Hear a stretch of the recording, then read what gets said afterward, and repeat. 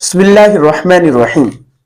آج ہم تیسرے نبی جناب سیدنا ہود علیہ الصلاۃ والسلام کا تذکرہ کریں گے، اور یہ تذکرہ 5 نکات کی صورت میں آپ کے سامنے انشاءاللہ تعالی آئے گا، تو آپ توجہ سے سنیں گے، اور اگر آپ کو فائدہ محسوس ہو تو، اور یقیناً ہوگا کیونکہ قرآن پاک میں حضرت ہود علیہ الصلوۃ والسلام کا تذکرہ ہے، اور جو تذکرہ ہم کر رہے ہیں وہ مستند تذکرہ ہے کہ قرآن پاک سے بڑھ کر سچی کسی کی بات نہیں ہو سکتی۔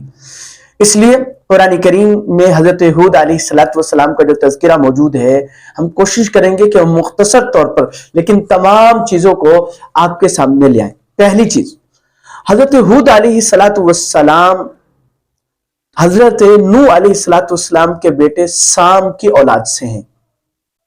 جیسے میں نے گزشتہ واقعے میں ذکر کیا تھا کہ حضرت نوح علیہ الصلوۃ والسلام کے ساتھ صرف بچنے والے جو کشتی میں سوار ہو گئے تھے، بس وہ بچے تھے، اس کے علاوہ کوئی نہیں بچا تھا۔ تو آگے جو نسل چلی وہ حضرت نوح علیہ الصلوۃ والسلام کے 3 بیٹوں سام، حام، یافث سے چلی۔ تو حضرت ہود علیہ الصلوۃ والسلام حضرت نوح علیہ الصلوۃ والسلام کے بیٹے سام کی اولاد سے تھے۔ دوسری بات کہ قوم ہود یعنی ہود علیہ الصلوۃ والسلام جس قوم کی طرف بھیجے گئے، وہ قوم کہاں پہ آباد تھی؟ وہ قوم عرب کے علاقے حضرموت اور یمن کے قریب بحر ہند کے کنارے، یعنی عام طور پہ پہلے آبادیاں جو ہے پانی چونکہ بنیادی ضرورت ہے اس لیے ساحلوں کے قریب یا ایسی جگہوں کے قریب آبادیاں ہوتی تھی، بہرحال بحر ہند کے قریب یہ آباد تھی۔ تیسرا پوائنٹ، اور دوسرا پوائنٹ یہ اس سے پہلے کے ساتھ مل کر ہے کہ اس قوم کی خصوصیات، اللہ تعالیٰ نے اس قوم کو وہ خصوصیت عطا کی جو اس زمانے میں بھی کسی کو نہیں ملی اور بعد میں بھی کسی کو نہیں ملی۔ قرآن کریم میں سورۃ الفجر میں ذکر ہے، ارم ذات العماد التي لم يخلق مثلها في البلاد الم ترى كيف فعل ربك بعاد ارم ذات العماد التي لم يخلق مثلها في البلاد، یعنی یہ قوم ایسی تھی کہ ان کی مثل شہروں میں پیدا نہیں کی گئی۔ ارم، قوم ارم، ٹھیک ہو گیا؟ تو یعنی اس قوم کو اللہ تعالیٰ نے یہ خصوصیت عطا کی تھی کہ بڑی طاقتور اور بڑے لمبے تڑنگے جسم والے تھے، عظیم الجثہ، بڑے بڑے محلات بنائے، اتبنون بکل ریع آیۃ تعبثون وتتخذون مصانع لعلکم تخلدون، یعنی اللہ فرما رہے کہ تم گھر محل ایسے بناتے جس میں ہمیشہ رہنا ہے۔ وَإِذَا بَطَشْتُمْ بَطَشْتُمْ جَبَّارِينَ، یعنی اس قدر طاقتور قوم تھی کہ پوری پہاڑ جو چٹان تھی اس کو اٹھا کر دوسرے جو ہے ایک ہی شخص اس چٹان کو اٹھا کر کسی بستی پر پھینک دیتا اور وہ ہلاک ہو جاتے، یعنی اس قدر طاقتور قوم تھی۔ اور وَإِذَا بَطَشْتُمْ بَطَشْتُمْ جَبَّارِينَ، یعنی جب تم پکڑتے تو ظلم ہی سے پکڑتے تھے۔ اللہ تعالیٰ نے بڑی طاقت ان کو عطا کی تھی۔ اچھا، اس قوم کی نے کیا غلطی کی کہ ان پر عذاب آیا؟ اس قوم نے یہ کیا کہ قوم نوح سے سبق حاصل کرنے کے بجائے ان 5 معبودوں کی پرستش تو کی ہی کی، ان کے ساتھ 2 سمود اور ہتار، 2 نامی اور 2 بت جن کے تذکرے کتابوں میں ملتا ہے، قرآن کریم میں نہیں، لیکن بہرحال انہوں نے ان سے بڑھ کر بت پرستی کی۔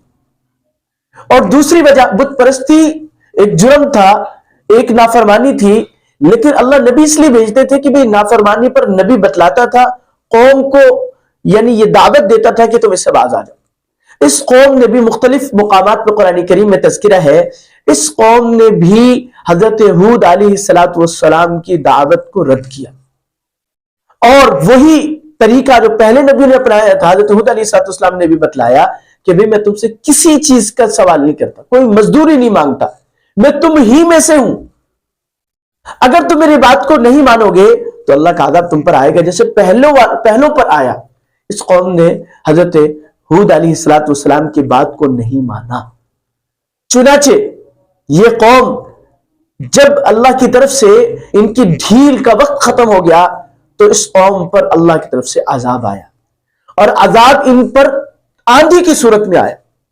وہ تیز آندھی چلی جو 7 دن اور 7 راتیں رہی،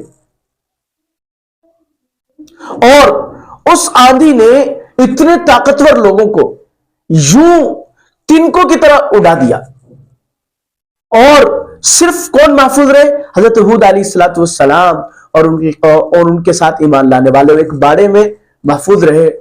کیا اللہ کی قدرت کا نظارہ ہوگا کہ وہی ہوا جو پوری قوم کو تنکوں کی طرح اڑا رہی تھی، وہی ہوا حضرت ہود علیہ السلام اور ایمان والوں کے لیے وہ خوشگوار لطف اندوز بن گئی۔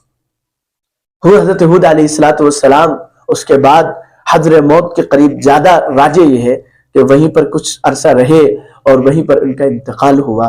یہ حضرت ہود علیہ السلام کی قوم کا تذکرہ ہے۔ البتہ اس میں حافظ ابن کثیر رحمۃ اللہ علیہ نے ایک دلچسپ واقعہ لکھا ہے، اور وہ واقعہ آپ کے ساتھ ضرور سنانا چاہوں گا۔ وہ یہ ہے کہ اس قوم پر اللہ کی طرف سے بارش روک دی گئی، 3 سال تک اس قوم پر بارش نہیں آئی۔ تو اس دور میں بھی بیت اللہ کو صرف قبولیت عام لوگوں میں بھی حاصل تھی کہ وہاں دعا قبول ہوتی ہے۔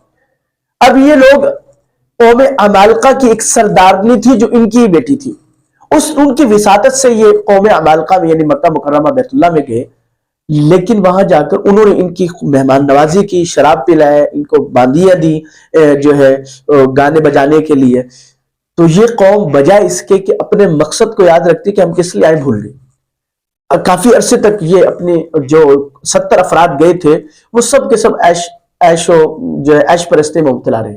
اب وہ عمالقہ والے بھی پریشان ہوئے کہ بھئی ان کو کیسے سمجھائے، تو انہوں نے کچھ اشعار لکھ کر، چونکہ مہمان تھے اس لیے صاف صاف نہیں کہا، کچھ اشعار لکھ کر باندیوں کو دیے کہ وہ گائیں گی تو ان کو پتہ چلے گا کہ ہماری قوم تو عذاب میں۔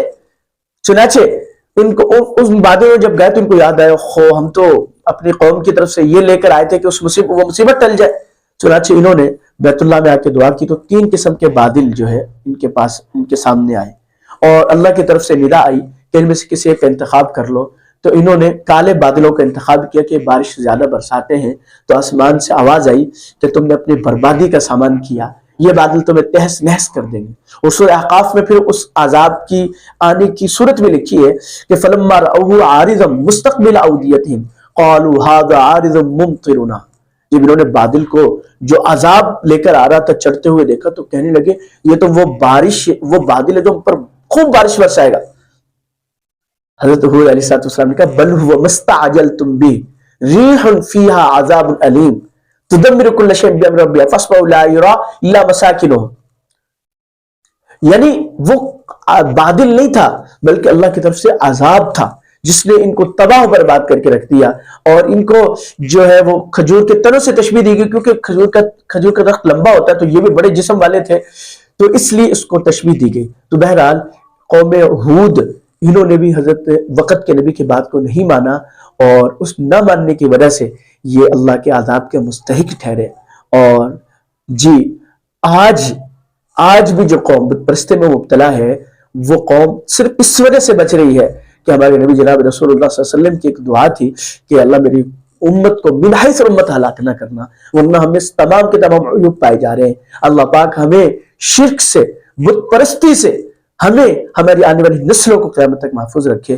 وما علینا الا البلاغ المبین۔